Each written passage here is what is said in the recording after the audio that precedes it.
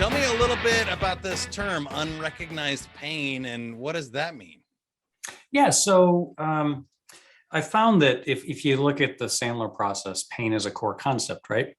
And there's the pains that when we show up in the selling role as in the consulting role, where if we ask a question, hey, what are your issues? That they say, oh, here's the issue. And they know it. They recognize the pain. And then the issue is, are they going to fix it with us or do they want to fix it at all? And that's fine. I mean, that's an important concept. I think that salespeople have to know how to ask the right questions to get people to open up and share what their pain is.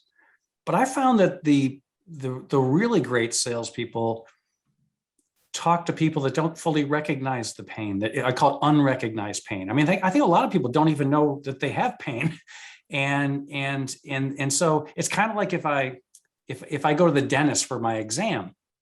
And the dentist says, hey, you had any problems? I say, it's been a little sore in the back for the last couple of months. That's a recognized pain. He asked me a question. I say, yeah, I got this sore. And he looks at it and says, oh, you got some gum thing or you got a cavity or whatever. But when I go to the dentist, I've had unrecognized pain where they say, how's it feeling? Everything's great.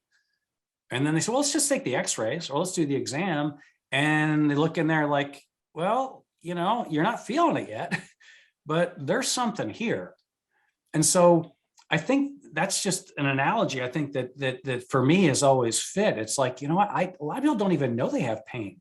And it takes an expert. It takes a trusted advisor consultant role, not the stereotypical supplier vendor type salesperson to not only ask the right questions, but also pose scenarios, third-party stories, a lot of ways to get there that get people to see that maybe they have a pain they don't fully recognize now. What is one attitude you'd like people to have leaving the podcast? I think, people think that they're okay, but they possibly aren't.